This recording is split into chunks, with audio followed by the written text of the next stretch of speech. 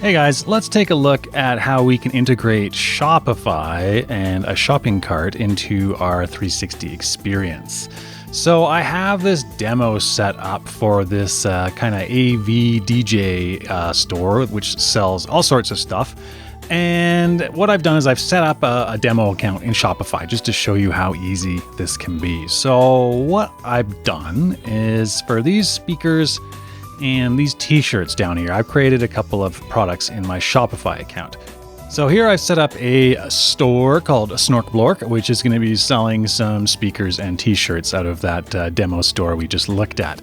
I had to click the plus button down here and add the ability to add a buy button, but once I did that, I now have the option to add buy buttons for my product, which is what I want to do. So I'm going to click buy button. There we go. And I'm going to do a product buy button. Okay, and I'm going to do this, we'll do it for the speakers.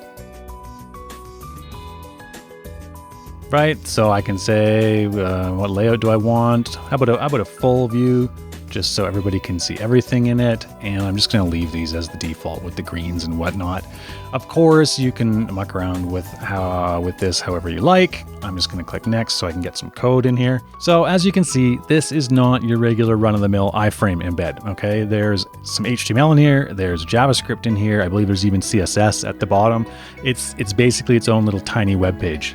SeekBeak has the capability to parse all this and run it as the external scripts component. Now, only certain plans support this, so make sure your plan supports this before you start cutting and pasting things, or they may not work for you. So what I'm going to do is I'm going to copy this code. And this is, remember, our Buy Now button. I'm going to go back here for the speakers, and I'm going to click Edit. And I'm going to change this to an embed. And I'm going to dump Control V, paste all that code in there.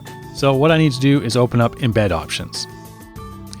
And you can see here, there's the allow external scripts area, and I'm going to turn this on. And so this will turn on the SeekBeak parser, which allows, as we can see in the pop-up here, the complex embeds.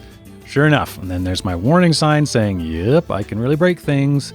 And then I'm just going to click accept, and I'll save this. Okay, and now if I click this, look at that. There is our Shopify button. Now, what you may be wondering is, hey, what's with all this hideous white space on the side? Well, let's fix that.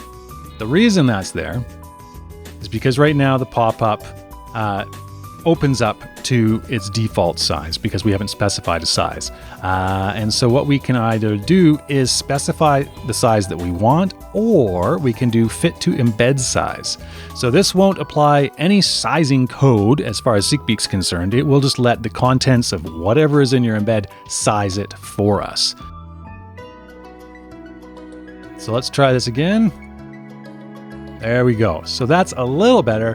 And you say, Tim, it's still a bit cramped, and yes, it is. So there's a couple things we can do because this is just all HTML, and because I know what I'm doing with HTML, I can manually add some padding myself. There's probably ways to do it in Shopify. What I'm going to do is I'm going to add a little thing here called a style tag, and I'll say style, and I'm going to add some padding, 16 pixels of it. Now, you do not need to know how to do this because it is just HTML, but I'm just showing you how flexible things can be. Ideally, you would probably just do this over in Shopify, but this is like, you know, this is hacker stuff here. Save that, open her up again. There we go. Now we've got lots of padding. Great, you say. Where this shines is when I click the Add to Cart button. Because now I have added one to my cart. And you know what? If I close that down, I still have my cart on the side here as I move my snap around. So I can go and add things to my cart, and at any point fold open my cart and be like, you know what? I'm going to make some stuff in stereo, so I'm going to need 2 speakers. And I can just go like this, increment it, and now I've got 2 things in my cart. I also set up this t-shirt one previously, so I can click this and say, you know what? I'm going to have 3 black t-shirts, please. add those to my cart, and there they go. They show up in the cart. Now the cool thing about this is that I can go to another snap. This is the entrance here, and I've still got my cart. And at any point I can check out or add other things or whatever. Go back to the store here and keep doing my thing. I hit checkout. Now, if I click checkout, it's not going to work because I haven't set up my store in Shopify properly. All I've done is just added these 2 products. So what we're going to get is, yes, something went wrong. The store isn't taking orders. Well, right, because there isn't a store.